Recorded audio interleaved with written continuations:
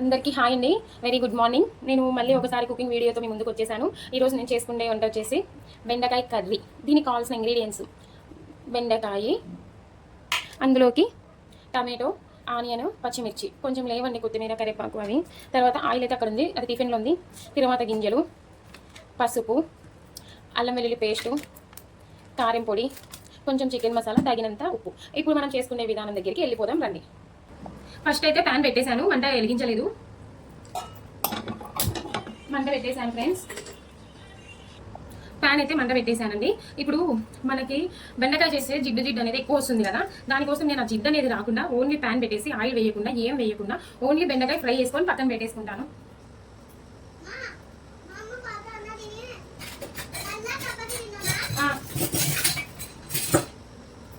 Friends pan అయితే ఎక్కింది. ఇప్పుడైతే నేను ఓన్లీ బెండకాయలు ఫ్రై చేసేసుకుంటాను. ఇలా ఫ్రై చేసుకొని ఫస్ట్ పక్కన పెట్టేసుకుంటే జిడ్డు అనేది పోతుంది. ఇట్లా ఫ్రై చేసుకోవాలి. ఈ విధంగా మనం ఆయిల్ వేయకూడదు, ఏం వేయకూడదు, ఉత్త ప్యాన్లోనే ఈ విధంగా ఫ్రై చేసుకోవాలి. పక్కనైతే అన్నం ఉడుకుతుంది కుక్కర్లో, పాప కోసం అని కాదు, అందరికీ ఏమంటే ఆ టైంకి పాపకు పెట్టేయాలి. ఈ విధంగా అయితే ఫ్రై చేసుకుంటున్నాను ఫ్రెండ్స్. ఇలా ఫ్రై చేసుకోవాలి, అప్పుడు మనకి జిడ్డు అనేది రాదు. ఇలా ట్రై చేయండి ఖచ్చితంగా, లేకుంటే అంత జిగటగా ఉంటుంది. ఫ్లేమ్ వచ్చేసి మీడియం ఫ్లేమ్లో పెట్టుకున్నాను ఫ్రెండ్స్, మంట మట్టుకు మీడియంగా పెట్టుకున్నాను.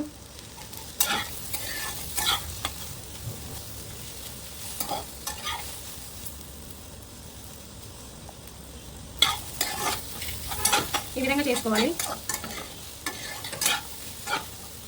ఇది మనకి ఎగిపోయింది. ఇప్పుడు నేను పక్కన పెట్టేసుకుంటాను. చాలా అండి, లైట్గా జిడ్డు పోయేంత వరకు, జిగట పోయేంత వరకు.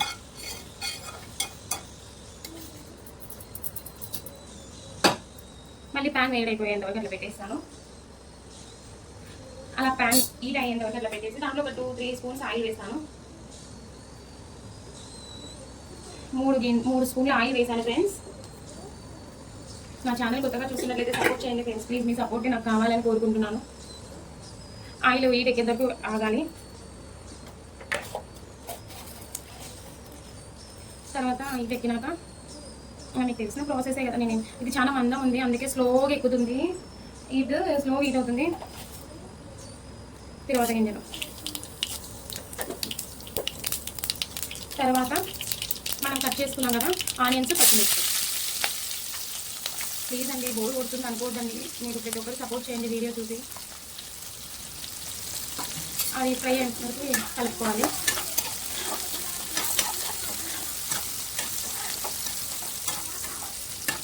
ఈ విధంగా కలుపుకోవాలి ఫ్రెండ్స్. ఇలా కొద్దిసేపు పచ్చిమిర్చి, ఆనియన్ వేగినాక అందులోకి మనము అల్లం వెల్లుల్లి పేస్ట్ అయితే వేయాలి. మనకు తగినంత వేసుకోవాలి, ఎవరు ఎంత లైక్ చేయాలి. నేనైతే కొంచెం చూసే వేస్తున్నాను ఫ్రెండ్స్. ఇప్పుడు అది కలిపేస్తున్నాను ఇందులోకి.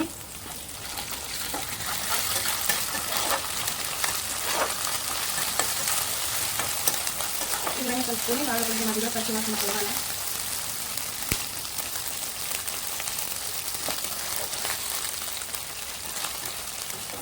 ఇలా పచ్చివాసన పోనివ్వాలి.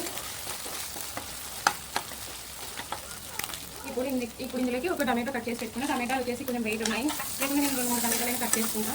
ఈ విధంగా కలుపుకోవాలి ఫ్రెండ్స్.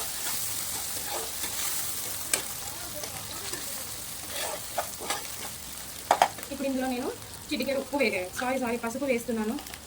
మనకు కావాల్సినంత పసుపు.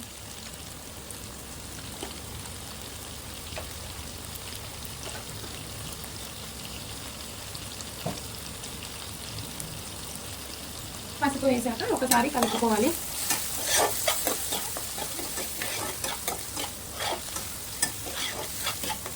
ఈ విధంగా కలుపుకొని మూత పెట్టేసి టమాటా బాగా మగ్గిపోతుంది. మూత పెట్టేసా, టమాటాలు మగ్గాయో లేదో చూద్దామని మూత తీసి చూస్తున్నాను. బాగా మగ్గిపోయినాయి. ఆగునా. ఇప్పుడు మనం ఇందులో పక్కన పెట్టేస్తున్నాం. బాగా ఫ్రై చేసుకొని బెండకాయ అయితే వేసేస్తున్నాను. బాగా కలుపుకోవాలి ఫ్రెండ్స్. ఈ విధంగా కలిపేసుకోవాలి.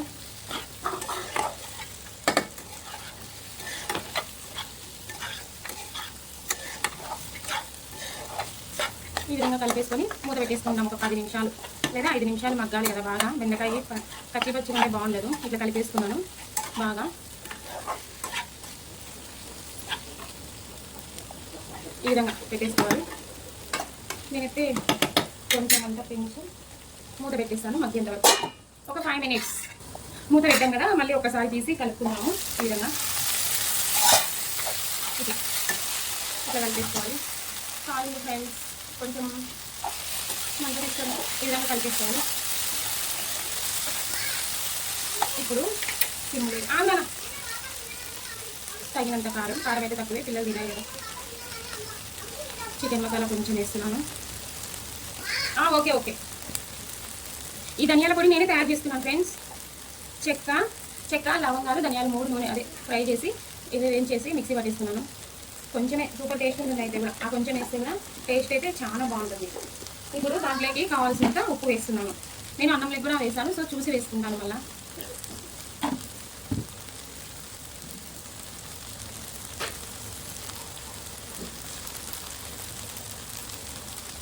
ఇందులోని కొన్ని వాటర్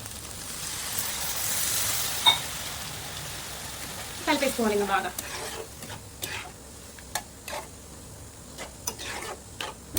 ఇట్లా కలిపేసేసుకుందాం బాగా మొత్తం.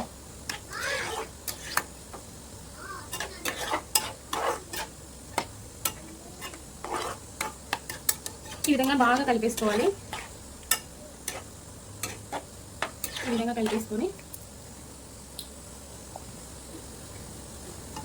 నేను మీకు ఇందాక కొబ్బరి పొడి చెప్పలేదు, మీకు నచ్చితే వేసుకోండి. కొబ్బరి పొడి అయితే చెప్పలేదు ఇంగ్రీడియంట్స్లో, మీకు నచ్చితేనే వేసుకోండి.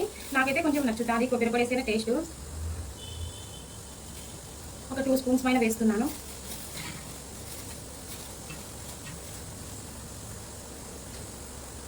అంతే, ఇంకా కలిపేసుకోవాలి. కొబ్బరి పొడి వేస్తే ఆ స్మెల్లే వేరు వస్తుంది అసలు. ఇంక కొన్ని వాటర్ వేస్తాను ఇందులో, ఎందుకంటే అవి బాగా ఉడకాలి కదా, మళ్ళీ గట్టిగా అయిపోతుంది.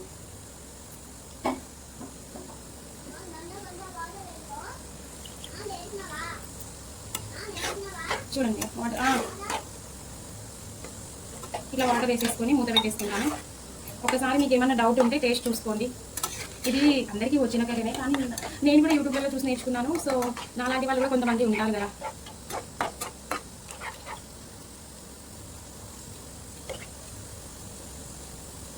నేనైతే చెక్ చేశాను, నాకు అంతా పర్ఫెక్ట్గా ఉంది. ఇలా సిమ్లో పెట్టేసుకొని మూత పెట్టేసుకున్నాను ఫ్రెండ్స్. మధ్యలో కరెంట్ పోయింది ఫ్రెండ్స్, మధ్యలో ఒకసారి ఇలా తీసేసి చెక్ చేసుకోవాలి. ఇది కేవలం త్వరగా వచ్చిన వాళ్ళ కోసం వంట. ఈ విధంగా చెక్ చేసుకొని మళ్ళీ మూత పెట్టేస్తే నెక్స్ట్ కన్నా ఉడికిపోతుంది కర్రీ. ఫ్రెండ్స్ కర్రీ అయితే రెడీ అయిపోయి ఉంటుంది. ఇంకా చూసి మనం స్టవ్ ఆఫ్ చేసేస్తున్నాం. చూడండి బాగా ఉడికిపోయింది కర్రీ. ఈ విధంగా ఉడికిపోయింది బాగా. ఇంకా స్టవ్ ఆఫ్ చేసుకుంటాను. సూపర్ బెండకాయ కర్రీ రెడీ. మీరు కూడా ఇలా చేసుకోండి. Thanks for watching. Please like చేసి సబ్స్క్రైబ్ చేసుకోండి. స్టవ్ అయితే ఆఫ్ చేస్తున్నా. బాయ్.